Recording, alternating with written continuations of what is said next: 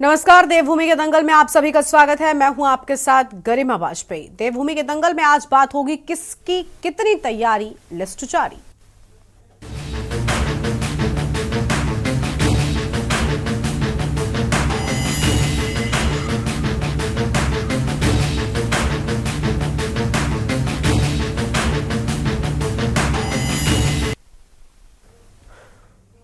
उत्तराखंड में साल भर के लंबे इंतजार के बाद शुरू हुए निकाय चुनाव के लिए सभी सियासी दल जी जान से जुट गए हैं। नामांकन की प्रक्रिया 27 दिसंबर से शुरू हो गई है। दोनों ही दलों ने प्रत्याशियों की पहली लिस्ट भी जारी कर दी है, लेकिन दूसरी लिस्ट को लेकर अभी मंथन जारी है। आपको बता दें कि निकाय चुनाव के लिए भाजपा ने 78 जबकि कांग्रेस ने 48 प्रत्याशी घोषित कर दिए हैं। वहीं भाजपा कांग्रेस में पहली लिस्ट जारी होते ही सियासी घमासान भी मच गया है। एक और जहां भाजपा के पूर्व कैबिनेट मंत्री और गदरपुर के विधायक अरविंद पांडे ने कहा कि भाजपा में धंधेबाजी का एक सिंडिकेट चल रहा है और इस सिंडिकेट को तोड़ना चाहते हैं वो। बावजूद इसके उन्हें निपटाने का प्रयास पार्टी में किया जा रहा है। इस दौरान उन्होंने निकाय चुनाव में भाजपा पर 98% बंगाली समाज के लोगों की अनदेखी करने का भी आरोप लगाया है। वहीं कांग्रेस में भी पहली लिस्ट जारी होते ही बवाल छिड़ गया। महिला कांग्रेस की प्रदेश अध्यक्ष ज्योति रौतेला ने सोशल मीडिया में पोस्ट जारी कर बगावत के सुर दिखाए। कांग्रेस में टिकट न मिलने से कई कार्यकर्ताओं ने धरना प्रदर्शन के साथ ही कुछ ने अपने पद से इस्तीफा तक दे दिया है। अब सवाल यह है कि क्या नेताओं और कार्यकर्ताओं की नाराजगी से भाजपा कांग्रेस के लिए ये निकाय चुनाव की राह इतनी आसान होगी? आखिर क्यों अब तक प्रत्याशियों पर एक राय नहीं बन पा रही है? आज इसी मुद्दे पर हम करेंगे विस्तार से चर्चा। खास मेहमानों का पैनल हमारे साथ में होगा, लेकिन उससे पहले एक नजर डालिए आज की हमारी इस खास रिपोर्ट पर।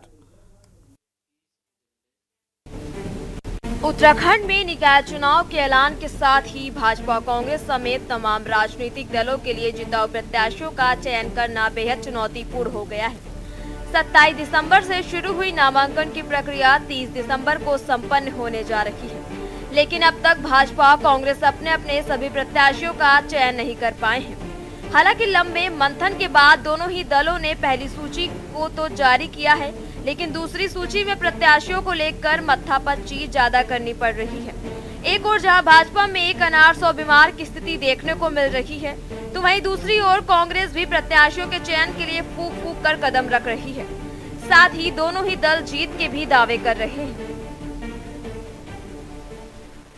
बहुत अच्छी स्थिति है। हम पहले दिन से बहुत कंफर्टेबल पोजीशन में हैं और जिस तरह से एक साल ये शहरी निकायों का कार्यक्रम टला गया और चुनाव नहीं हो पाए पिछले एक साल में, तो जिस वक्त जो है सत्ता पक्ष के लोग अपने खजाने भर रहे थे और सत्ता का लाभ ले रहे थे, उस वक्त हमारे जो कैंडिडेट्स हैं, हमारे जो प्रत्याशी हैं, हमारे जो कार्यकर्ता हैं, वो लगातार जनता के बीच में बने हुए थे। उनके दुख, उनकी परेशानी साझा कर रहे थे, उनके साथ कंधे से कंधा मिलाकर खड़े थे। तो जो शहरी निकाय के चुनाव होते हैं ये लोकल बेसिस पे होते हैं। स्थानीय लोग चेहरा पहचानते हैं अपने पार्षद का, अपने महापौर का, अपना पालिका अध्यक्ष का।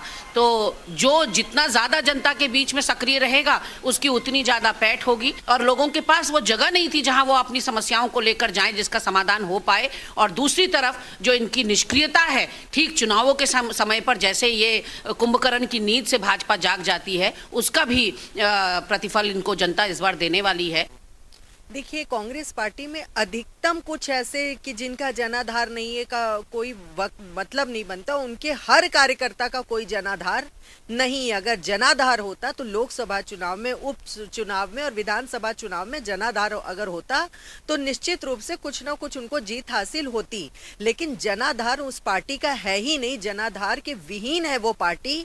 तो उसमें हर व्यक्ति का नाम ऐसा ही रहेगा। और जिस प्रकार से बात रही कि हमारे सूची कल आई है, तो अगर सूची नहीं भी आती, कुछ नहीं भी होता, तो भी हमारा हर कार्यकर्ता अपने आप में कांग्रेस से निपटने के लिए पूरी तरीके से काबिल रहता है और काबिल है।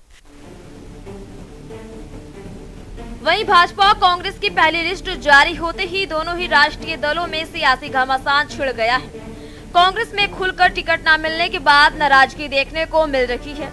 इसी कड़ी में महिला कांग्रेस की प्रदेश अध्यक्ष ज्योति रौतेला ने सोशल मीडिया में पोस्ट जारी कर बगावत के सुर दिखाए हैं। तो वहीं कांग्रेस में टिकट न मिलने से कई कार्यकर्ताओं ने धरना प्रदर्शन के साथ ही कुछ ने अपने पद से इस्तीफा तक दे दिया है। तो वहीं दूसरी ओर भाजपा ने भी बवाल शुरू हो गया है। भाजपा के पूर्व कैबिनेट मंत्री और गदरपुर के विधायक अरविंद पांडे ने कहा कि भाजपा में धंधेबाजी का एक सिंडिकेट चल रहा है। वह सिंडिकेट को तोड़ना चाहते हैं, बावजूद इसके उन्हें निपटाने का प्रयास पार्टी में किया जा रहा है। ना मेरे किसी नाम से मुझे कोई मतलब है। मेरा इतना मतलब है कि इस इलाके में भारतीय जनता पार्टी को बंगाली समाज ने मजबूत किया है और इन छोटे निकाय के चुनाव में बंगाली समाज का हक बनता है, चाहे वो किसी दल से भी चुन के आए। तो उनके हितों की चिंता करनी चाहिए। तो किन वजह से 98% बंगाली समाज के लोग होने के बावजूद ओबीसी के यहाँ कोई लोग नहीं है, इक्का दुक्का है, तो वो अच्छे लोग हैं, लेकिन उसमें एक आध ऐसे भी हैं जो अफीम बेचने का काम करते हैं, अफीम माफिया हैं। उनके कई सबूत हैं, थाना है, अफीम बेचने वालों की जमानतें कराना है। पुलिस के सीसीटीवी में जब लोग अफीम बेचने वाले पकड़े जाते हैं तो उनकी पैरवी में कौन आता है, ये सब सबूत है। और इस ओबीसी होने का लाभ इस इलाके में स्मैक बेचने वाले और अफीम बेचने वाले को जब इसका सीधा सीधा लाभ मिलेगा। सर के ऊपर से निकल गया। झंडे हम उठाएं, कुर्सियां हम उठाएं, इनकी मीटिंगों के लिए हम आए, हमें एक फ़ोन करके आज पुतला दहन है हम आ रहे हैं, लोकसभा में हम बस्ते हम लगा रहे हैं, विधानसभा में बस्ते हम लगा रहे हैं, कार्य हम कर रहे हैं, सारी मीटिंगें हम कर रहे हैं, कमेटी हम बना रहे हैं और टिकट किसी और देने और किसी दूसरे व्यक्ति को देने का प्रयास कर रहा है। तो इससे बड़ा दुर्भाग्य हमारे लिए कुछ नहीं है। आज मजबूरन हमें आज यहाँ मैं यहाँ इसलिए अपना टिकट मानने के लिए इस तरह प्रदर्शन करना पड़ा। हमें बहुत दुख है कि आज कांग्रेस पार्टी हमारी भावनाओं का सम्मान नहीं कर रही है। सामान्य प्रक्रिया है ये, और नाराज़गी व्यक्त करने का अधिकार सबको है लोकतंत्र में। पार्टी में जो पार्टी का सामूहिक नेतृत्व होता है, फैसले लेने का अधिकार उन्हीं को होता है। पार्टी के हमारे साथ वरिष्ठ नेतागण बैठकर फैसले कर रहे हैं और जो भी फैसले उनके होंगे वो उचित फैसले होंगे। और निश्चित रूप से थोड़ा बहुत नाराज़गी होती है, इतना बड़ा युद्ध है ये। मैं मानता हूँ कि नाराज़गी होगी कुछ कार्यकर्ता में, लेकिन उस नाराज़गी को, जिसकी भी नाराज़गी होगी, हम उसको दूर करने का प्रयास करेंगे। ये कांग्रेस में मुझे लगता है कि घमासान ही होगा।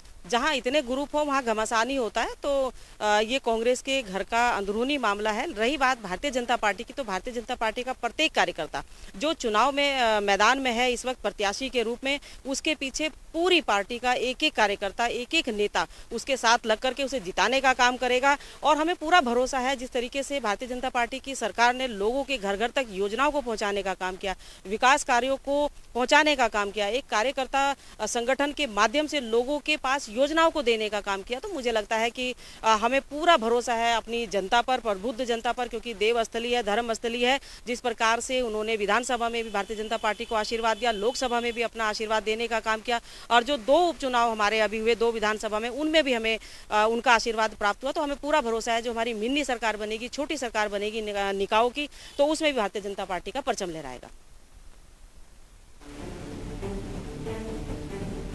कुल मिलाकर निकाय चुनाव की पहली लिस्ट जारी होते ही भाजपा कांग्रेस में सियासी बवाल शुरू हो गया है। वहीं दोनों ही दलों के नेताओं की नाराजगी को दूर करने के लिए साथ ही जिताऊ प्रत्याशियों के चयन बेहद चुनौतीपूर्ण हो गया है।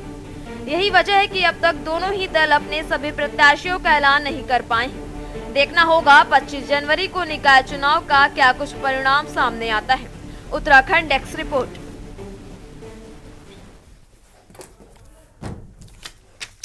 देवभूमि के दंगल में आज इसी मुद्दे पर करेंगे विस्तार से चर्चा। खास मेहमानों का पैनल हमारे साथ में जुड़ रहा है। हमारे साथ में कुलदीप राणा जी हैं, वरिष्ठ पत्रकार हैं। बहुत स्वागत सर आपका। गिरिराज किशोर हिंदवान जी हमारे साथ में हैं, प्रदेश प्रवक्ता कांग्रेस पार्टी की ओर से। कुंवर जपेंद्र सिंह जी हैं, प्रदेश प्रवक्ता भारतीय जनता पार्टी की ओर से। आगे और मेहमान हमारे साथ में चर्चा का हिस्सा बनेंगे। बहुत स्वागत आप सभी का। जपेंद्र जी, अब तक निकाय को लेकर घमासान था, लेकिन अब तो पार्टी में ही घमासान हो रहा है। कैसे निपटेंगे सर इन सभी समस्याओं से? आपने सबसे पहले तो खूब सूची जारी कर दी। कांग्रेस अलग आप पर सवाल उठा रही थी कि आपने अपने सुधार के अनुसार सब कुछ किया निकाय चुनाव में, लेकिन अब कांग्रेस को छोड़ दीजिए, अपने जवाब।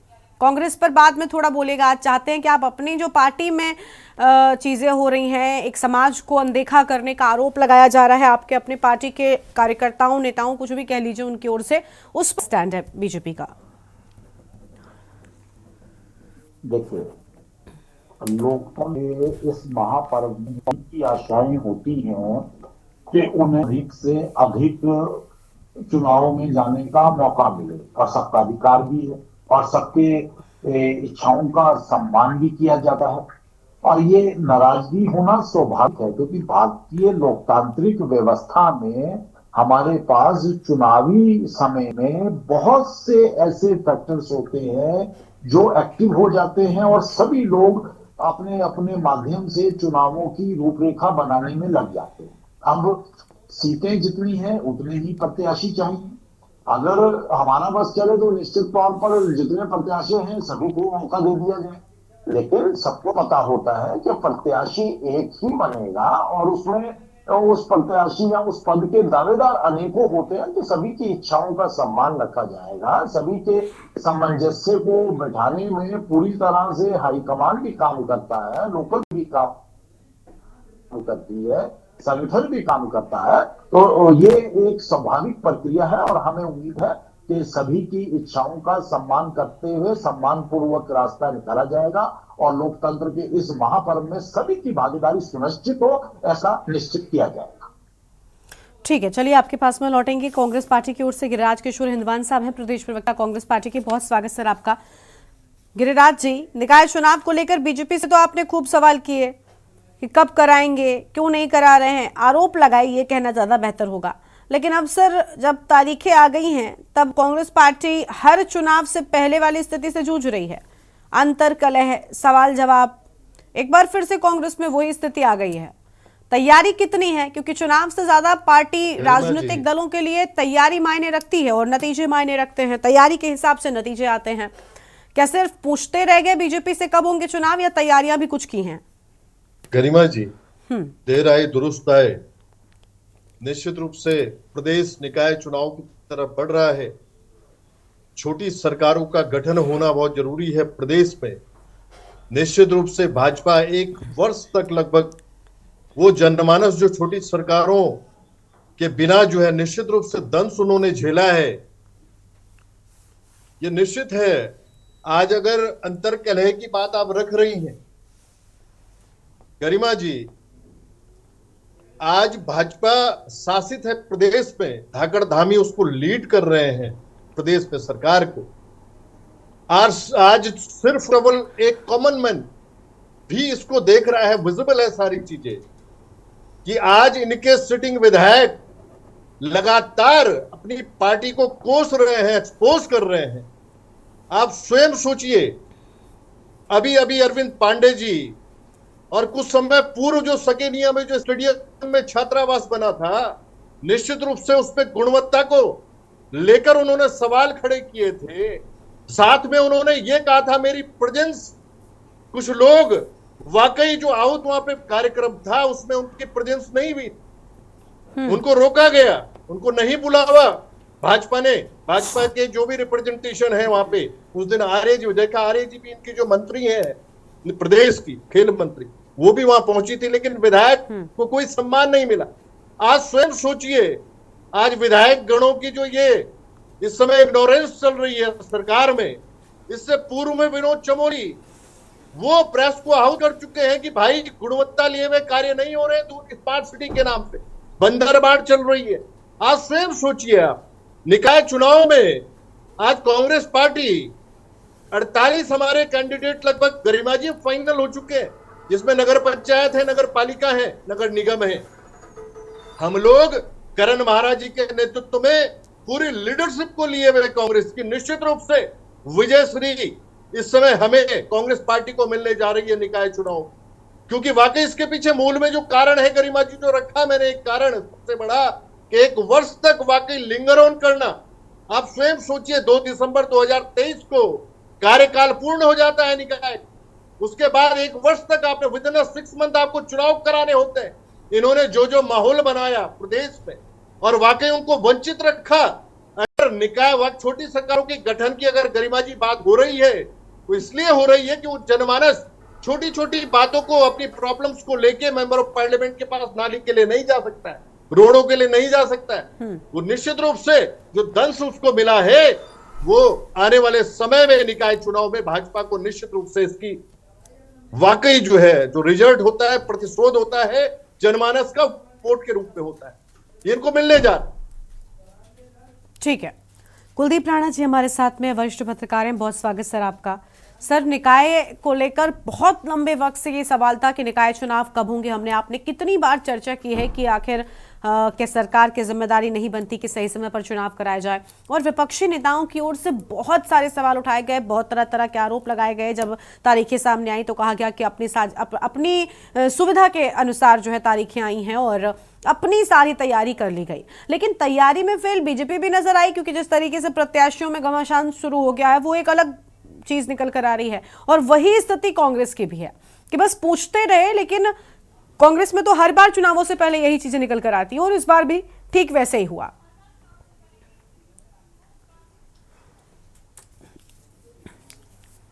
बिल्कुल गरिमा, आपको ध्यान होगा कि हमने कुछ समय पहले इसी आप ही के साथ बैठकर के डिबेट की थी, जिस डिबेट में मैंने ये कहा था कि कांग्रेस से ज्यादा भाजपा में घमासान होगा, क्योंकि कांग्रेस का घमासान है, जो कांग्रेस का अंतर्कलह है, वो तो कांग्रेस का लोकतंत्र है। क्योंकि यह बात तो कांग्रेस के लोग अक्सर कहते हैं ना कि हमारी पार्टी में लोकतंत्र है, इसीलिए तो हमारी पार्टी के चीजें इस तरह से खुल के आ जाती हैं। ये बात हम कांग्रेस के प्रवक्ताओं ने ही कही है। ठीक, देखिए उत्तराखंड में भाजपा की जो स्थिति है इस समय, भाजपा में तमाम तरीके से, क्योंकि जिसकी जहां अपने दल में अगर जो महत्वाकांक्षाएं थी वो पूर्ण नहीं हुई तो उन्होंने अपने दल का त्याग किया और कहीं ना कहीं भाजपा को ज्वाइन किया। मैं अक्सर इस बात को कहता था कि भाजपा का कुनबा जितना बढ़ता जा रहा है ना, कई बार भाजपा के प्रवक्ता भी ये बात कहते थे कि भाई हमारा कुनबा बढ़ रहा है, लोग प्रधानमंत्री के समर्थन में हमारे पास आ रहे हैं। अगर प्रधानमंत्री का ही समर्थन था तो प्रधानमंत्री तो 2014 से प्रधानमंत्री हैं नरेंद्र मोदी, तो ये समर्थन अभी दरअसल ये निजी महत्वाकांक्षाएं थी, ठीक, जिसकी वजह से उन लोगों ने अपने मूल पार्टियों का त्याग किया और भाजपा को ज्वाइन किया। लेकिन आज भाजपा इतना ज्यादा बढ़ चुका है, और अक्सर ऐसा भी होता है कि जहाज में छेद होने से ही जहाज नहीं डूबता, कभी कभी जहाज ओवरलोड होने से भी जहाज डूब जाता है। ठीक, आज भाजपा में जो अंतर्कलह निकल करके आ रहा है, जो सामने आ गया है, क्या चमोली, क्या रुद्रप्रयाग, क्या पौड़ी, क्या देहरादून, क्या उधम सिंह नगर, क्या बागेश्वर, क्या चंपावत, हर जगह से इस तरह की खबरें आ रही हैं। तो उसका एक बड़ा कारण यही है कि लोकसभा और विधानसभा चुनाव के समय जिस तरीके से भाजपा ने अपने यहाँ लगातार विरोधी दलों के नेताओं को पार्टी ज्वाइन करवाई और उनकी जो महत्वाकांक्षाएं थी, उनको कहीं ना कहीं लगता था कि भाई आने वाले निकाय चुनाव में या पंचायत चुनाव में हमारा ध्यान रखा जाएगा, और उसका जो एक तरीके एग्रेशन है वो अब निकल करके आ रहा है, क्योंकि सीटें तो सीमित हैं। ठीक है, और भाजपा अक्सर ये बात कहती रहती है कि भाई हम जीत की संभावनाओं पर टिकट देते हैं, जो कैंडिडेट जीतने वाला कैंडिडेट होगा उसको हम टिकट देंगे। ठीक, तो आज भाजपा ने जिस तरीके से टिकटों का वितरण किया है, और वो तो उन्होंने अपनी जीत की संभावनाओं के आधार पर किया है। अब इनमें से कितने जीतेंगे ये तो आने वाले समय में चुनाव के बाद ही पता लग पाएगा। लेकिन जो ये अंतर्कलह है, इनको अब अगर समेटा नहीं गया समय के साथ, क्योंकि अभी आप लोकतंत्र की सबसे छोटी इकाई के रूप में चुनाव में आगे बढ़ रहे हैं, और अगर यहां से चीजें स्थिर नहीं हुई तो आने वाले समय में यह भाजपा के लिए बहुत ज्यादा एक सरदर्द का कारण बन सकता है, बहुत ज्यादा परेशानी खड़ा कर सकता है। ठीक, रही बात कांग्रेस की, तो कांग्रेस के भीतर जो चीजें चली आ रही हैं वो कोई नई बात नहीं है। ठीक है। और ऐसा नहीं है कि कांग्रेस में लीडर्स नहीं हैं या जिताऊ कैंडिडेट नहीं हैं, लेकिन समस्या क्या है कि कांग्रेस के अंदर जो आंतरिक गुटबाजी है कि मेरे गुट के व्यक्ति को टिकट मिल जाए, फलाने गुट के व्यक्ति को टिकट मिल जाए, वो एक बड़ा कारण बन रहा है जो अब लोग इस तरीके से वहां पर विरोध कर रहे हैं। ठीक, भाजपा और कांग्रेस का जो संगठनात्मक ढांचा है, इसमें कोई दो राय नहीं है कि भाजपा की उस स्थिति में संगठन को लेकर के, संगठनात्मक ढांचे को लेकर के, उनकी तैयारियों को लेकर के अगर हम बात करें तो इसमें कोई दो राय नहीं है कि भाजपा कांग्रेस से काफी बेहतर स्थिति में दिखाई देती है। ठीक है, और उसने अपनी व्यवस्थाओं को लेकर के उस चीज का लाभ भी लिया है। 1 साल का लंबा समय, अगर हम देहरादून को ही देखते हैं तो देहरादून में जो निवर्तमान मेयर रहे हैं सुनील उनियाल गामा, उनके ऊपर किस तरीके से आय से अधिक संपत्ति के और भ्रष्टाचार के आरोप लगे, चाहे अमृत योजना में रहा हो, चाहे कोविड काल के दौरान सैनिटाइजर की खरीद का मामला रहा हो, है ना। तो तमाम सारी चीजें रहीं जो जिनके आरोप उन पर लगे, और यहाँ पर एक अधिवक्ता ने जो है उनकी आय से अधिक संपत्ति के मामले को कोर्ट के माध्यम से विजिलेंस में भी ले गए। ठीक है, हालांकि अब ये मामला न्यायाधीन में न्यायालय के अधीन गतिमान है। ठीक है, उस पर ज्यादा टिप्पणी नहीं की जा सकती, लेकिन पॉलिटिकल अगर सिनेरियो को देखा जाए तो कहीं ना कहीं जनता की अदालत में तो व्यक्ति दोषी माना जाता है ना, जब उसके खिलाफ इस तरह की चीजें उठती हैं। तो बीजेपी ने अपने पूरे 1 साल के समय को लेकर के जनता की नाराजगी को डाइल्यूट करने का काम किया और अब वो चुनाव में उतरी है। कांग्रेस को चाहिए कि जिस तरह का एग्रेशन वो डिबेट्स में दिखाते हैं, उस तरीके का एग्रेशन उनको धरातल पर भी दिखाना होगा, तब जाकर के कुछ परिवर्तन आएगा। क्योंकि कांग्रेस की एक, जैसे भाजपा की एक खूबी है कि उसका संगठनात्मक ढांचा बड़ा मजबूत है, वो उसकी लेयर्स आपस में काफी कनेक्टिंग रहती हैं, और ये बात कही जाती है कि भाजपा में कैंडिडेट चुनाव नहीं लड़ता, संगठन चुनाव लड़ता है। इसके विपरीत जब हम कांग्रेस को देखते हैं तो कांग्रेस के बारे में भी ये प्रचलित है कि कांग्रेस में संगठन चुनाव नहीं लड़ता, क्योंकि संगठन में तो इतने अंतर विरोध हैं। हाँ। वहां अक्सर ये बात कही जाती है कि वहां कैंडिडेट चुनाव लड़ता है, वो अपने गट्स पे चुनाव लड़ता है, अगर उसने जीत हासिल करता है तो वो अपने गट्स पे जीत हासिल करता है। लोकसभा चुनाव के विधानसभा चुनाव के परिणाम हमने देखे हैं, है ना, कहाँ 9 सीटें थी, कहाँ 17 सीटें, 18 सीटें आज कांग्रेस के पास हैं। तो संगठन तो वैसे ही का वैसे ही है, संगठन के लोग भी, है ना, जो कांग्रेस के गोदी नेता हैं, जिन्हें कांग्रेस के लोग अपने बड़े नेता कहते हैं, जिन गोदी नेताओं ने आज कांग्रेस को इस स्थिति में ला दिया, उसके बावजूद भी अगर सीटें बढ़ी हैं कांग्रेस में, तो ये कांग्रेस के उन कार्यकर्ताओं की, उनके अपने गट्स थे जिनके आधार और उनकी जमीन पर उतने पकड़ थी, उन्होंने कार्य किया था, है ना, जनता के बीच में जाकर के, कि वो चुनाव जीते। ठीक है, और 57 सीटों वाली भाजपा 47 सीटों पर से आ गई, है ना। तो ये कहीं ना कहीं कांग्रेस के भीतर है कि वहां जो कैंडिडेट है वो इंडिविजुअल ही इतना स्ट्रांग होता है कि वो चुनाव लड़ लेता है, संगठन उसको थोड़ा सा सपोर्ट करे तो वो आगे बढ़ सकता है, लेकिन चीजें इसके उलट होती हैं। यही कांग्रेस भाजपा में जब हम देखते हैं तो भाजपा में चीजें संगठनात्मक स्तर पर तो मजबूत रहती ही रहती हैं, लेकिन अब जो मान मनोबल का दौर चलेगा, अगर वो समय से नहीं समेटा गया तो ये रायता फिर बिखर जाएगा। ठीक है, बिल्कुल, यानी वक्त रहते इन सभी चीजों को संभालना होगा और सभी दलों के साथ ये स्थिति है, तभी जाकर स्थितियां बेहतर होंगी। चलिए, दीपक रावत जी हमारे साथ में जुड़ चुके हैं, केंद्रीय प्रवक्ता है यूकेडी की ओर से। बहुत स्वागत सर आपका भी। दीपक जी, कांग्रेस और बीजेपी में अंतर कलह जो है वो दिखाई दे रही है और अब सामने आ चुकी है। ना बीजेपी इस बात को नकार पाएगी क्योंकि स्थितियां ठीक हैं, भले ही लोकतंत्र का हवाला दिया जाए, कुछ भी कहा जाए, लेकिन स्थितियां कहीं ना कहीं चुनौतीपूर्ण जरूर होंगी निकाय चुनाव में दोनों ही दलों के लिए। यूकेडी को क्या लग रहा है, उनका क्या स्टैंड है?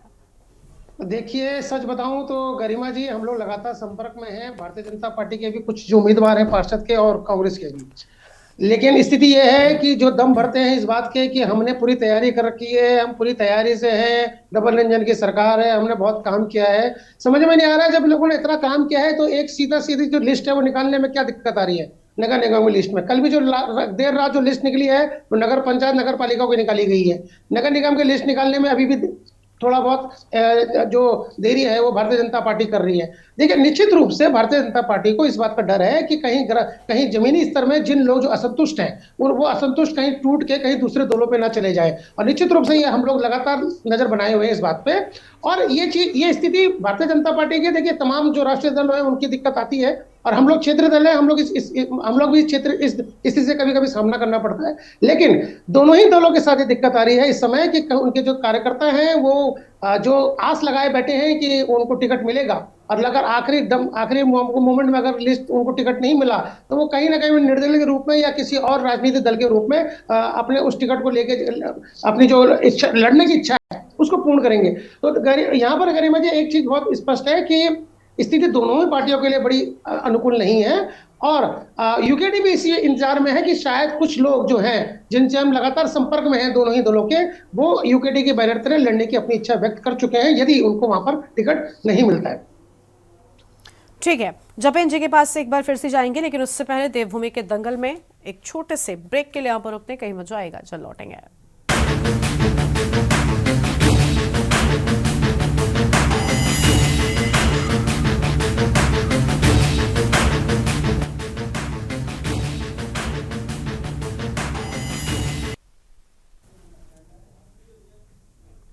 ब्रेक के बाद देवभूमि के दंगल में आप सभी का स्वागत है। खास मेहमान हमारे साथ में लगातार बने हुए जपेंद्र जी के पास एक बार फिर से जाएंगे। जपेंद्र जी, लोकतंत्र का आपने हवाला दिया पहले जवाब में, लेकिन सर अगर विपक्षी कहने लग जाएं तो ये विरोधी हो गए और अपनी पार्टी में चीजें निकलकर सामने आ जाएं तो वो लोकतंत्र है, ये दोहरा पैमाना ठीक नहीं है। और दूसरा ये कि अब तक अंतर कलह से जूझती थी कांग्रेस पार्टी, बस ये है कि थोड़ा सा मिसमैनेज के चलते वो चीजें बहुत जल्दी बाहर आती थी, लेकिन अब बीजेपी में भी कभी कभार ऐसी स्थिति होने लगी है, क्योंकि बीजेपी के बारे में कहा जाता है कि एक अनुशासन मानने वाली पार्टी है और ऐसा नहीं होता, उनके कार्यकर्ता जो है वो चीजें पार्टी का ये अंदरूनी मामला होता है और वहां पर डिस्कस होती हैं। लेकिन अब सर ओपन प्लेटफॉर्म पर चीजें आती हैं, धरना हो, विरोध हो, सब चीजें निकलकर सामने आती हैं। अब बीजेपी के सामने भी वही स्थिति है, और ये जो बात अभी कुलदीप जी ने कही कि बीजेपी में एक दल चुनाव लड़ता था, लेकिन अब जब ऐसी घटनाएं आएंगी तो कहीं ना कहीं वो छवि टूटती नहीं जाएगी, भले ही थोड़ा छोटा डेंट लगे। हम ये नहीं कह रहे हैं कि एकदम से चीजें बिगड़ जाएंगी बीजेपी की, लेकिन सर एक साइकोलॉजिकली एक पार्टी के बारे में माइंडसेट बनता है जनता के बीच में भी, और बीजेपी के बारे में ये चीज रही है जो अच्छी चीज है, लेकिन अब वो बिगड़ रही है। तो इसके लिए क्या बीजेपी कुछ कर रही है? बहुत अच्छा सवाल आपने किया। निश्चित तौर पर जब दल बड़ा होता है, उस दल का आकार बड़ा होता है, उसमें अनेकों लोग आते हैं, तो कहीं ना कहीं विचारधारा और डिसिप्लिन को सभी लोग एक तरह से माने। हमारे जो पुराने कार्यकर्ता हैं, जो हमारी विचारधाराएं या डिसिप्लिन को लेकर जिस वजह से पार्टी पहचानी जाती रही है, तो निश्चित तौर पर आज भी उसी वजह से पहचानी जाती है। ठीक है, बीच में कहीं कहीं थोड़ी सी दिक्कत आ जाती है, लेकिन हमारी यह पूरा प्रयास रहता है संगठन का और हमारे नेताओं का और के विचारधारा और एक जो राष्ट्रीयता का पुट है, उससे इतर जाकर कोई भी काम ऐसा ना हो जिससे भारतीय जनता पार्टी की छवि, भारतीय जनता पार्टी के कार्यकर्ताओं की भावनाएं और जो जनता के अंदर भारतीय जनता पार्टी का एक जाना पहचाना चेहरा है, कार्यशैली है, उसे कहीं ना कहीं नुकसान पहुंचे। बिल्कुल हम ये प्रयास करते हैं। जैसा आपने भी कहा, अनेकों दल हैं आज हिंदुस्तान में राजनीति करने वाले, राज्यों में भी, केंद्र में भी, लेकिन भारतीय जनता पार्टी उन सबसे इत्र है और यकीन मानिए उन सबसे इत्र रहेगी, क्योंकि जो राष्ट्रीयता का पुट है, डिसिप्लिन का पुट है, विचारधारा है, तो उस विचारधारा और उस डिसिप्लिन के साथ कहीं कोई समझौता नहीं है। हाँ, कुछ हमारे नए साथी हैं, कुछ हमारे ऐसे राजनीति में हमारे लोग हैं जिन्हें लगता है कि इन चीजों उसके साथ अभी पूरी तरह से उनका जुड़ाव नहीं हो पाया है, तो निश्चित तौर पर हम उम्मीद करते हैं कि राष्ट्र हित को देखते हुए, अपनी लोकतांत्रिक व्यवस्थाएं और मर्यादा को देखते हुए और विचारधारा को देखते हुए हम पूरी तरह से कामयाब होंगे और उसी प्लेटफॉर्म पर, उसी तरह, उसी छवि के साथ हमारे प्रत्याशी अपना प्रदर्शन करेंगे जैसा पूर्व में करते आए हैं। भारतीय जनता पार्टी की विचारधारा और छवि लोगों के अंदर एक पहली मांग रही है और देशवासियों की और उत्तराखंड वासियों की उस मांग को हम समझते हैं, उनकी भावनाओं का हम सम्मान करते हैं और उसी दृष्टि से संगठन और सरकार निरंतर अपने काम को आगे बढ़ा रही है। तो आने वाले चुनावों में जब सब प्रत्याशी डिक्लेयर होंगे, हम चुनाव में उतरेंगे, तो ये सब चीजें आपको पूर्व की भांति उस तरह ही नजर आएगी।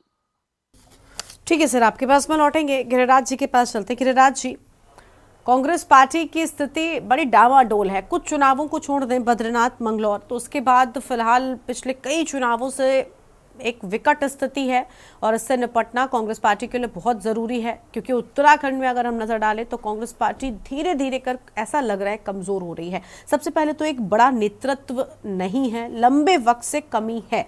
करण महाराज जी के नेतृत्व में उपलब्धियां ज़्यादा मिली नहीं, या कह लें नहीं ही मिली। यही वजह है कि भरोसा नहीं जीत पा रहे हैं कार्यकर्ताओं का, कार्यकर्ताओं में बूस्टअप नहीं है। तो कैसे सर, एक बार फिर मौका है कांग्रेस पार्टी के पास कुछ बेहतर कर दिखाने का, चुनावों में वापसी कर पाने का, उसके लिए क्या तैयारियां हैं? गरिमा जी, करण महाराज जी के नेतृत्व में निकाय चुनाव की तरफ आगे बढ़ रहे हैं हम लोग। समूची जो टॉप लीडरशिप है कांग्रेस की, चाहे वो सीएलपी हो, चाहे बाकी और जो टॉप लीडर्स हैं हमारे, वो सारे लोग साथ लिए हुए, करण महाराज साहब अपने साथ लिए हुए उनको चल रहे हैं। निश्चित रूप से बड़ी सारी चीजें बड़ी स्मूथ है इस समय। मैं आपको बताऊं, जो मेरा स्वयं का भी एनालिसिस है और दिख भी रहा है, सारी चीजें विजिबल है, मीडिया के बीच में भी विजिबल। ये निश्चित है जो सिर फुटबॉल की बातें हो रही हैं, जो आज अंतर कलह की बातें हो रही है, वो भाजपा में हो रही है, कांग्रेस में नहीं हो रही है। गरीबा, ये निश्चित है। पहली लिस्ट जो आई है बड़ी सर, दूसरी सूची से पहले तो कांग्रेस में भी वही चीज शुरू हो गई है ना। और सबसे आएंगे जपेन जी, आएंगे, थोड़ा सा इंतजार करिए। हाँ, ये निश्चित है कि आज जो जनमानस है वो धीरे धीरे समझ रहा है। अगर मैं झूठ प्लस छल प्लस छद में इक्वल टू भाजपा करता हूं तो उसके पीछे कारण है, बहुत सारे कारण है। और निश्चित रूप से गरिमा जी 7 वर्षों से शासित हैं ये लोग। प्रदेश पर्वतीय क्षेत्र विकास शून्य की स्थिति में, आज आखिरी पायदान के ग्रामीण की अगर बात होती है, वो आज विकास की पाठ जो हो रहा है, शासित है भाजपा। उसके बच्चे को अच्छा एजुकेशन नहीं मिल पा रहा है, अच्छी हेल्थ फैसिलिटीज ये लोग नहीं दे पा रहे हैं पर्वतीय क्षेत्र में, आखिरी पायदान के। कांग्रेस पार्टी के साथ जनमानस, वाकई छोटी सरकारों का गठन न होना, 1 वर्ष तक सर्वाइवल। ठीक है सर, अब मुझे लगता है उससे आगे बढ़ना चाहिए। वो एक मुद्दा था, हमने उस पर बहुत सारी चर्चाएं की हैं, कितने में आप भी मेहमान के तौर पर बैठे हैं। अब यहाँ राजनीति का विषय नहीं है, मुझे लगता है पार्टी हित, अपने हित के बारे में आप सोचिए। दल हित में अगर आप सोचेंगे ना चीजें, तो ज्यादा बेहतर होंगी सर। अब आरोप लगाने वाला समय चला गया। आ रहे जपेन जी, थोड़ा सा उनको बोल लेने दीजिए, फिर मैं आती हूँ। आप गरिमा जी स्वयं सोचिए, इनके सिटिंग विधायक मुखर होकर अगर अपनी सरकार के खिलाफ बोल रहे हैं, सर गिरिराज जी मेरी बात सुनिए। गिरिराज जी, पहले गिरिराज जी आप क्या कह रहे हैं? आप इनकी कमियां निकाल रहे हैं, मैं आपसे कह रही हूं ना कि अब इनसे आगे बढ़िए। अपने दल के बारे में आप कब सोचेंगे? आपकी अपनी पार्टी की स्थिति ठीक नहीं है, आपके अपने लोगों के बीच में एक गलत मैसेज गया, उसको ठीक करने पर विचार कीजिए। हमने बहुत सी चर्चाएं की, जब आपने ये सवाल उठा लिया, इनसे पूछ लिया, इनको जिम्मेदार ठहरा लिया निकाय देर से कराने पर। आज चर्चा इस पर थोड़ी है ना, आप तो हो रहे हैं। गरिमा जी, बार बार एक बात रखी गई है कि टॉप लीडरशिप जो है, करण महाराज जी के नेतृत्व में चुनाव लड़ा जा रहा है, टॉप लीडरशिप को साथ लिए हुए लड़ा जा रहा है। और निश्चित रूप से जो भी छनके कैंडिडेट सामने आ रहा है उसमें सहमति है सब लोगों की, ये निश्चित है। ये सारी चीजें विजिबल है। कांग्रेस पार्टी इस निकाय चुनाव में निश्चित रूप से आप देखिएगा विजयश्री की तरफ बढ़ रही है। निश्चित रूप से पार्टी का संगठन पूरा लग के काम करेगा और इस समय छोटी सरकारों का जो गठन होने जा रहा है उसमें निश्चित रूप से सरकारें जो होंगी, छोटी सरकारें जो होंगी वो कांग्रेस पार्टी की होंगी। इस तरफ निश्चित रूप से आगे बढ़ा जा रहा है कांग्रेस पार्टी करण महाराज जी के नेतृत्व में। इस चुनाव को पूरी लीडरशिप को साथ लिए हुए, साथ में बड़े स्मूथली पूरे चुनाव को आप देखिएगा। निश्चित रूप से एक कार्यकर्ता पूरा जुटेगा और निश्चित रूप से विजयश्री जो है की तरफ कांग्रेस पार्टी को लेके आए। चलिए, बहुत अच्छी बात है, लेकिन आपने इतने सारी बातों में कांग्रेस के लिए तो कुछ कहा ही नहीं जिसका मैं इंतजार कर रही थी। कुलदीप जी, कांग्रेस की ये समस्या होती चली गई कि अब तक देखिए आज भी गिरिराज जी ने उसी बात पर, ठीक है वो गलत नहीं कह रहे थे, लेकिन अब सर कहते हैं ना कि वक्त के साथ आगे बढ़ना चाहिए, और अब निकाय हो रहे हैं, अब निकाय के बाद नतीजे आ जाएंगे, तब भी आप यही कहते रह जाएंगे इन्होंने ये किया, इन्होंने वो किया। अब सोचिए, इन्होंने निकाय चुनाव भी देर से कराए, सब चीज के लिए जिम्मेदार बीजेपी आप ठहरा रहे हो, हम मान भी लेते हैं सब चीज के लिए जिम्मेदार सपोज फॉर सम टाइम वो है, लेकिन उसके बाद नतीजों में अगर वो बाजी मार ले गए तब कांग्रेस का क्या मतलब रह जाता है? आप यही करते रह गए, पूछते रह गए, आरोप लगाते रह गए, आपने अपने बारे में तो सोचा ही नहीं कि आपको करना क्या है। ये वाकई में स्थिति हो गई है क्या? नहीं गिरिराज जी, मेरा ये सवाल कुलदीप जी से है। जपेन जी पहले, कुलदीप जी पहले जपेन जी को सुन लेते हैं, वो बहुत देर से कुछ कहना था, बोलिए सर। बोलिए जपेन जी। जी देखिए, भारतीय जनता पार्टी केवल और केवल चुनावों के मद्देनजर ही नहीं, जनता की भावनाओं के मद्देनजर हमारी नजर जनता के ऊपर है। जनता हमसे क्या चाहती है, जनता की हमसे कौन सी ऐसी शिकायतें हैं जो आज भी बनी हुई हैं, उन शिकायतों को हम कैसे दूर कर सकते हैं, हमारे पूर्ववर्ती काम में कहाँ कमी रह गई, उस कमी को भविष्य में हम कैसे सुधारें। तो भारतीय जनता पार्टी पूरी तरह से काम के ऊपर आधारित है। हम काम करने में भरोसा रखते हैं, काम कर रहे हैं। चुनाव आते हैं, जाते हैं, आते रहेंगे, लेकिन अगर भारतीय जनता पार्टी की सरकार को दोबारा प्रदेश के अंदर लोगों ने चुना है, उस पर भरोसा जताया है, तो चाहे छोटी सरकार का गठन हो या बड़ी सरकार का गठन हो या केंद्र में गठन हो, निश्चित तौर पर भारतीय जनता पार्टी के ऊपर प्रेशर है। और भारतीय जनता पार्टी को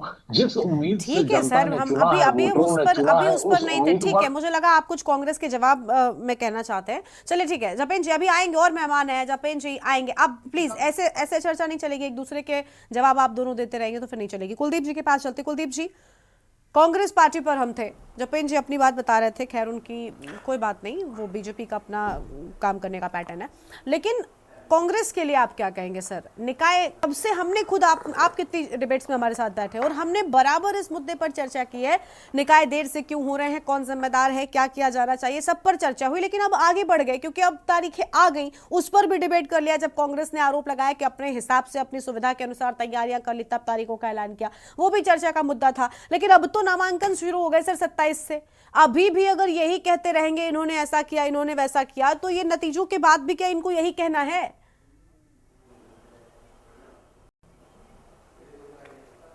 दरअसल गरिमा, विडंबना ये है कि कांग्रेस के जो प्रवक्ता हैं ये बड़ी दुविधा में हैं, क्योंकि प्रवक्ता पार्टी का चेहरा होते हैं मीडिया में, जनता में। वो जो बात कहते हैं, वो जो विषय रखते हैं, वो पार्टी का स्टैंड होता है। ठीक है, अब हमारे गिरिराज जी अच्छे व्यक्ति हैं और वो जो बातें कह रहे हैं इससे पता चलता है कि वो अपनी पार्टी के समर्पित कार्यकर्ता हैं। लेकिन वो एक कहावत है हिंदी में कि कब्र का हाल मुर्दा ही जानता है। ठीक, तो वैसी स्थिति इस समय कांग्रेस के लोगों की है, कांग्रेस के प्रवक्ताओं की है कि पार्टी के अंदर जो स्थितियां हैं वो उनसे वाकिफ हैं। ठीक, गरिमा में इस बात को शुरू करने से पहले मैं आपको थोड़ा सा उत्तराखंड राज्य में कांग्रेस की स्थितियों को लेकर के मैं एक बात रखता हूं, मैं विषय रखना चाहता हूं। 2000 में राज्य बना, अंतरिम सरकार में भाजपा आई, 7 महीने में पहला मुख्यमंत्री बदला, नित्यानंद स्वामी जी हटे, कोश्यारी जी आए, चुनाव नेतृत्व में लड़ा गया। ठीक, और भाजपा सत्ता से साफ हो गई, कांग्रेस सत्ता में आई। तिवारी जी ने, पहली निर्वाचित सरकार में तिवारी जी ने काम किया। ठीक, उस वक्त भी कांग्रेस के पास 30 से ज्यादा विधायक नहीं थे, यूकेडी का एक बड़ा समर्थन उनके साथ था। उसके बाद 2007 का जो विधानसभा चुनाव हुआ, ऐसा नहीं है कि भाजपा के अंदर का अंतर कलह हमने नहीं देखा हो। 2007 के चुनाव में इसी बलबीर रोड पर, इसी भाजपा कार्यालय के बाहर सिटिंग एमएलए के टिकट कटने पर भाजपा मुर्दाबाद के नारे, भाजपा के जो फ्लैग है, उनका जो झंडा है, वो तक जलाते हुए मैंने लोग देखे हैं, और राष्ट्रीय नेताओं को गाली देते हुए, उनके फोटोओं पर जूते और चप्पल मारते हुए लोग मैंने देखे हैं। ये विरोध भी हमने देखा है भाजपा कार्यालय के बाहर। ठीक, ये मेरी आंखों देखी है। उसके बाद 7 के बाद 2012 का इलेक्शन होता है, भाजपा सत्ता से बाहर होती है और कांग्रेस सत्ता में आती है। मामूली अंतर होता है, बहुत ज़्यादा अंतर नहीं होता है, मामूली अंतर से, ठीक है। इस समय भी कांग्रेस के पास 30-31 सीटों का ही आंकड़ा रहता है, ठीक। लेकिन 2014 के बाद 12 के बाद भाजपा में जो रिवाइव आया, जो चेंज आया केंद्रीय नेतृत्व में प्रधानमंत्री मोदी के आने के बाद, उसके बाद संगठन में अमित शाह के आने के बाद भाजपा का जो संगठनात्मक ढांचा है वो पूरी तरीके से, एक तरीके से रिवाइव हुआ, रीसेट हुआ, अपग्रेड किया गया उसको। और उसके बाद वो जो नया ढांचा निकल करके आया संगठन का, उसकी एक कामयाबी ये रही कि 2017 के विधानसभा चुनाव में भाजपा ने उत्तराखंड में अप्रत्याशित, मैं समझता हूं कि इतना बड़ा शायद बहुमत शायद किसी भी राज्य में नहीं मिला होगा जितना उत्तराखंड में भाजपा को मिला, 70 में से 57 सीटों का, ठीक। ये भाजपा का जो उसने अपने संगठनात्मक ढांचे में जो अमूलचूल बदलाव किए थे चीजों को लेकर के, उसने अपने आप को जो अपडेट और अपग्रेड करने का काम किया, ठीक। लेकिन इन 17 सालों में कांग्रेस ने अपने ढांचे को, अपने संगठन को मजबूत करने के लिए कोई प्रयास नहीं किया। आज कांग्रेस पार्टी में, ये हम नहीं कह रहे हैं, ये दिख रहा है, कांग्रेस पार्टी के संगठन के लोगों का, कार्यकर्ताओं के, कुछ कार्यकर्ताओं के नेता प्रीतम सिंह हैं, कुछ कार्यकर्ताओं के नेता हरीश रावत हैं, कुछ कार्यकर्ताओं के नेता करण महारा हैं, कुछ कार्यकर्ताओं के नेता यशपाल आर्या हैं, कुछ कार्यकर्ताओं के नेता हरक सिंह रावत हैं, ठीक। लेकिन इसके उलट अगर हम भाजपा में देखें तो ऐसा नहीं है कि भाजपा के भीतर आपस में चीजों को लेकर के या वहां महत्वाकांक्षाएं नहीं है। लेकिन जब हम बाहर देखते हैं उसमें परिदृश्य में, तो भाजपा का सारा ढांचा, सारे लोग एक ही नेतृत्व के पीछे खड़े दिखाई देते हैं। ये उन्होंने अपने संगठन को गढ़ा है इस तरीके से। यही रिवाइव की जरूरत, इसी अपने सिस्टम को अपग्रेड करने की जरूरत कांग्रेस को भी थी, लेकिन कांग्रेस में ये नहीं हुआ। 2017 के रिजल्ट के बाद, विधानसभा चुनाव के परिणाम के बाद ऐसा लग रहा था कि शायद अब कांग्रेस में कुछ बदलाव आ गया है। और 2022 के चुनाव में जिस तरीके का माहौल दिखाई दिया, अंततः हम भी इस उसमें आ गए कि शायद अब वास्तव में कांग्रेस आने के उसमें है, भाजपा के लिए चीजें नकारात्मक दिखाई दे रही हैं। लेकिन ये भाजपा के संगठन के भीतर उसके लीडरशिप और उनके संगठनात्मक ढांचे की ही शायद खूबी रही कि उन्होंने तमाम नकारात्मकताओं को, तमाम एंटी इनकम्बेंसी के फैक्टर्स को, उन तमाम सारी चीजों को कि भाई 2-2, 3-3 मुख्यमंत्री बदल दिए, उन तमाम सारी चीजों को जो जनता में अंतर विरोध था भाजपा को लेकर के था, जो एक नैरेटिव डेवलप हो रहा था, उसको धीरे धीरे उन्होंने डाइल्यूट करने का काम किया। और 2022 के विधानसभा चुनाव में जो परिणाम निकल करके आए वो आपके सामने, सबके सामने है। उसमें भी भाजपा ने इतना बड़ा कि 36 से ज्यादा सीटें, वो 47 सीटें लेकर के आती है, ठीक है। तो ये भाजपा ने अपने भीतर अपने संगठन को तैयार किया है। कांग्रेस ने इन 7-8 सालों में भी अपने भीतर ये चीजें समझने की कोशिश नहीं की। कांग्रेस के बड़े ने, उनके भीतर मैं और सिर्फ मैं ही मैं की जो भावना रही। इसलिए अक्सर मैं ये बात कहता हूं, हालांकि गरिमा ये आरोप हम पत्रकारों पर लगता है कि गोदी मीडिया है, गोदी पत्रकार हैं, लेकिन मैंने देखा कि कांग्रेस को जो उत्तराखंड में बर्बाद किया है वो गोदी नेताओं ने किया है। कांग्रेस के गोदी नेताओं का जो ग्रुप है, इन्होंने इसको बर्बाद करने का काम किया है। ये लोग तो आगे बढ़ गए, लेकिन कांग्रेस का संगठन बहुत पीछे चला गया, ठीक। अब कोई चमत्कार ही हो सकता है कि कांग्रेस का संगठन दोबारा से उस स्थिति में आ जाए। गणेश गोदियाल ने 2022 के इलेक्शन में जब परफॉर्म किया, आप 9 सीटों से 17 सीटों पर ले आए, क्या हुआ? अंततः आपको हटा दिया गया, ठीक। उनकी वो काबिलियत नहीं देखी गई कि उनके संगठनात्मक ढांचे ने, उनके संगठनात्मक नेताओं ने, चीजों नेतृत्व ने पार्टी को कम से कम एक कंस्ट्रक्टिव लेवल पे तो लेकर के आई, पॉजिटिव लेवल पे तो लेकर आई, चीजें घटी नहीं है, बढ़ी थी। तो ये वो कुछ चीजें हैं जो भाजपा और कांग्रेस को अलग करती हैं। इन्हीं चीजों में जो हमारा राज्य का जो क्षेत्रीय दल रहा, उत्तराखंड का जो क्षेत्रीय दल रहा, क्योंकि हम भी उत्तराखंड आंदोलन में शामिल रहे, हमने भी उत्तराखंड क्रांति दल के पीछे खड़े रहे, है ना। चाहे दिवाकर भट्ट के वो जोशीले नारे आज भी मुझे याद हैं, जो श्रीनगर में उन्होंने दिए थे, देहरादून में उन्होंने दिए, कर्णप्रयाग में उन्होंने जो नारे लगाए, है ना, उनके भाषण हमें आज भी याद हैं। लेकिन क्या हुआ कि उत्तराखंड क्रांति दल सिर्फ क्षेत्रीयता की भावना को लेकर के आगे बढ़ता रहा, संगठन पर उसने ध्यान नहीं दिया, और यही कारण है कि आज यूकेडी इस स्थिति में पहुंची है।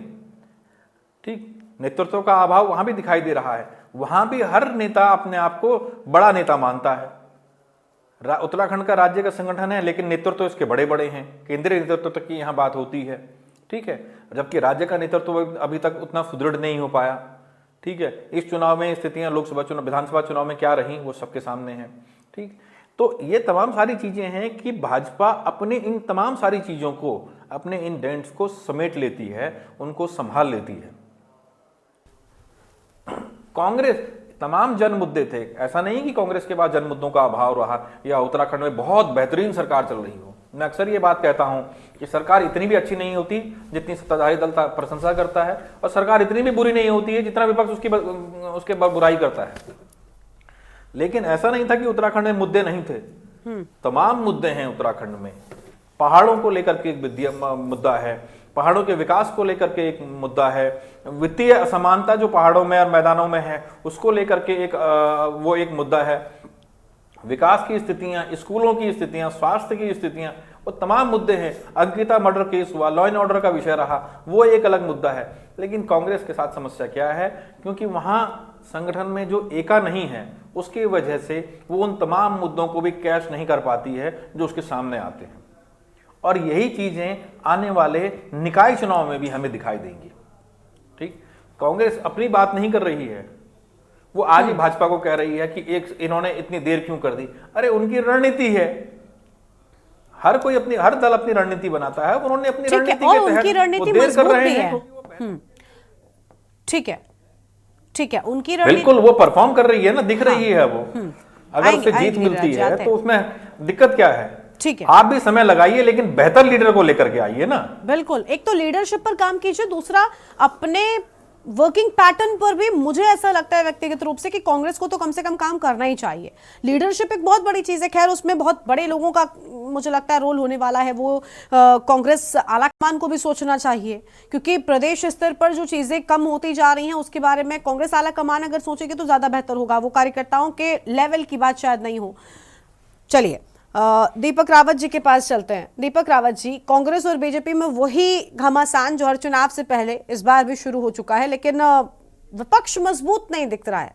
हर बार की तरह विपक्ष मजबूत अगर नहीं होगा तो लोकतंत्र के लिए ये अच्छा नहीं होता है। हम तो चाहते हैं कि आप एक मजबूत विपक्ष बने, यूकेडी भी उसमें अहम भूमिका निभाती है, तो वो क्यों नहीं हो पा रहा है? देखिए, मैं गरिमा जी, कुलदीप जी की बात से बहुत हद तक सहमत हूँ कि जिस प्रकार की दुविधा का सामना कांग्रेस कर रही है उसी तरह का सामना यूकेडी भी कर रही है। लेकिन हमारी दिक्कत कुछ और है। हमारे जो मुद्दे हैं वो राष्ट्रीय स्तर के नहीं होते, जो जनता से संपर्क प्रदेश स्तर, हाँ। और गरिमा जी, क्षेत्रीय मुद्दों का महत्व जो है इस समय जनता के बीच में लगातार कम होता जा रहा है। यदि अगर ऐसा नहीं होता तो जिस अंकिता भंडारी के मुद्दे को लेकर उत्तराखंड क्रांति दल हमेशा प्रखर रहा है, कुलदीप जी भी इस बात को ले रहे हैं, लेकिन उस मामले में जनता इतना सजग नहीं हुई है। जनता ने अगर जनता को यूकेडी की बात समझ में नहीं आ रही थी तो जो तमाम दूसरे विपक्षी दल थे उनकी बात को भी समझना चाहिए था। तो कहीं ना कहीं पर ऐसा लगता है कि जनता जो है इस टाइम राष्ट्रवाद की, जो भारतीय जनता पार्टी की जो नीति चल रही है, राष्ट्रवाद का जो उनका जो एक नारा चलता है, वो क्षेत्रवाद के ऊपर हावी हो रहा है। ये कहीं ना कहीं पर हमें ऐसा लग रहा है, क्योंकि देखिए अब जो मामला अब लगातार आ रहा है, हम जो यूकेडी है वो बदलाव के दौर पे है। हमारे जो नेता हैं वो बहुत जो तथाकथित जो हमारे नेता जो शीर्ष नेतृत्व है वो बहुत उम्रदराज हो चुका है। अब एक नई युवा पीढ़ी लगातार आ रही है और वो नेतृत्व करने के लिए बढ़ रही है। हम जिस बदलाव के दौर में जा रहे हैं, हमें निश्चित रूप से हमें विश्वास है कि इस बदलाव के दौर से पूरा होते तो हम संगठन को मजबूत करेंगे, जो कि विगत कुछ वर्षों तक नहीं रहा है, और यहाँ की समस्याओं को तो हम ठीक है। इस प्रदेश के बनने से चलिए, पूर्व ये उठाते एक रहे हैं। बेहतर बात है कि कम से कम आप प्रदेश स्तर की राजनीति कर रहे हैं और प्रदेश स्तर पर चीजें बेहतर करने का प्रयास कर रहे हैं। भले ही उसमें आप उस तेजी के साथ में सफल नहीं हो पा रहे, लेकिन आपका प्रयास ठीक है। ठीक है सर, आपके पास लौटेंगे। कांग्रेस प्रवक्ता कुछ कह रहे थे, गिरिराज जी बताइए जल्दी से। गरिमा जी, कुलदीप राणा जी का बड़ा सम्मान मैं करता हूँ, वाकई बहुत अच्छे पत्रकार हैं। लेकिन अभी जो एनालिसिस उनकी थी वो बड़ी अजीबोगरीब स्थिति है। बताओ, एक तरफा एनालिसिस था उनका। उन्होंने जितनी बातें रखी कांग्रेस के बारे में और कितना उन्होंने लगभग अप्रिशिएशन की तरफ ले गए भाजपा को। सर, सच्चाई ऐसा नहीं होता है। मैं कुलदीप जी का कोई भी समर्थन नहीं कर रही हूँ, लेकिन कई बार होता है। मैंने भी डिबेट में वही सारी बातें रखी। स्वयं का हो सकता है, गरिमा जी, स्वयं का एनालिसिस उनका हो सकता है, बहुत अच्छी बात है। मैंने कहा बड़ी छनी हुई बातें वो रखते हैं, लेकिन अभी कुछ बातों से मैं बिल्कुल इत्तेफाक नहीं रखता हूँ। जो लीडरशिप हमारी है वो पूर्ण रूप से ठीक है। छल और कितनी सफलताएं करण महारा के नेतृत्व में कांग्रेस पार्टी को मिल गई? बताइए आप, कितने सारे चुनाव हो गए और जीत किसमें पाई आपने? भाजपा केवल छल और छद्म के माध्यम से कब तक आप जनमानस को जो है भ्रमित कर सकते हैं? सर, मैंने पहले भी कहा था कि आरोपों से आगे बढ़ेंगे तब शायद पार्टी बेहतर लाइन पर जा पाएगी, क्योंकि पार्टी हित में आप काम नहीं कर रहे। आप सिर्फ एक एजेंडा नजर आता है कांग्रेस के लोगों का कि किस तरीके से बीजेपी की कमियां निकालिए, लेकिन खुद पर भी तो काम करते रहिए। गरिमा जी, पार्टी पूरी तरह से करण महाराज जी के नेतृत्व में, जो मैंने आपको कहा, पूरी लीडरशिप को लिए हुए बिल्कुल सही ट्रैक को पकड़े हुए हैं। निश्चित रूप से पूरी तरह से वो पाथ कांग्रेस पकड़े हुए है कि अभी लगातार हम लोग आंदोलनरत हैं। सुनिएगा, ठीक है, छोटी से छोटी बात अगर वाकई जनमानस उत्तराखंड का कहीं पीड़ित लगता है, कहीं परेशानी की मुद्रा में आता है, तो कांग्रेस पार्टी की निश्चित रूप से पूरी तरह से करण महाराज के नेतृत्व में जो है पूरी लीडरशिप को लिए हुए साथ में खड़ी होती है। अगर भ्रष्टाचार में लिप्त ये सरकार है प्रदेश में, लगातार सारी चीजें विजिबल है। ये तो राणा जी भी, कुलदीप जी भी जानते हैं कि दून स्मार्ट सिटी के नाम पे 1100-1200 करोड़ रुपए आए और धरातल पे केवल वॉल पेंटिंग नजर आए। स्वयं सोचिए क्या स्थितियां हैं प्रदेश में। कब तक छलेंगे आप, कब तक भ्रमित करेंगे जनमानस को? और निश्चित रूप से आज जनता को जगने की भी जरूरत है। सुनिएगा गरिमा जी, अगर वाकई 1 वर्ष तक लिंगर ऑन की बात कर रहे हैं, जो आपने बात बोला, ये बहुत पुरानी बातें होगी भाई, वो दर्द तो दे गए ना आप जनता को।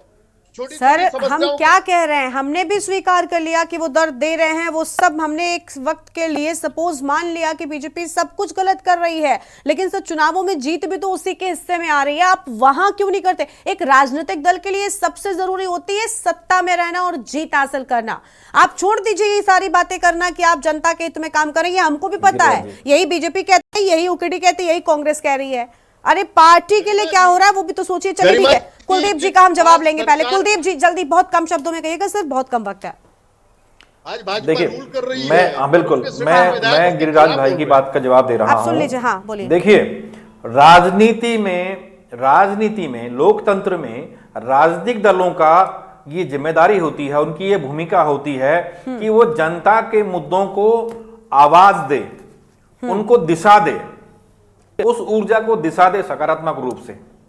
यही मांग आपने बिल्कुल ठीक कहा गिरिराज जी ने कि भाई कितने मुद्दे हैं। स्मार्ट सिटी का मुद्दा है, नदियों को लेकर के मुद्दा है, खनन को लेकर के उत्तराखंड में मुद्दा है, शराब को लेकर के उत्तराखंड में मुद्दा है, Ankita murder case, law and order को लेकर के मुद्दा है। लेकिन जब इतने मुद्दे हैं तो फिर कांग्रेस पीछे क्यों है? वही बात, आप अपनी बात पहुंचा पाने में शायद कामयाब नहीं है। के बाद अगर भाजपा आगे है तो ये उसकी खूबी है ना, अपनी वजह है, उस पर काम करिए। वो वहां काम ही नहीं करते, वो सिर्फ सवाल पूछते रहते हैं। सर बहुत कम वक्त है, जपेन जी बस एक लाइन में प्लीज। आप बहुत देर से उंगली उठा रहे हैं, इसलिए मैं आपसे पूछ ले रही हूँ। अभी सभी साथियों ने, साथियों ने कहा कि हमने दर्द दिया है, चुनाव देरी से होना भाजपा द्वारा दिया हुआ दर्द है। तो ठीक है, हम मानते हैं कि थोड़ा सा विलंब हुआ चुनावों में, लेकिन अगर भारतीय जनता ठीक है सर, अब हम समझ रहे हैं आज डिबेट थोड़ा सा समर्थन में जा रही है, आप वही बात कहना चाहते हैं। देगी। और बहुत मुद्दा है, उस पर हमने चर्चा का बात नहीं कर रहे हैं। देरी हुई वो भी गलत, बिल्कुल गलत था, हम वहां पर चर्चा नहीं कर रहे। अब हम आप निकाय चुनावों में तैयारी कितनी, आज चर्चा उस मुद्दे पर थी। चलिए, बहुत शुक्रिया आप सभी मेहमानों का हमारे साथ जुड़ने के लिए, देवभूमि के दंगल में अपनी बात रखने के लिए। और हम बात कर रहे थे निकाय चुनावों को लेकर, जिसमें अब पार्टी के भीतर एक घमासान शुरू हो चुका है। अब देखना होगा कि सभी दल इन चुनौतियों से कैसे निपटते हैं। देवभूमि के दंगल में इतना ही। आप देखते रहिए के न्यूज़ इंडिया। नमस्कार।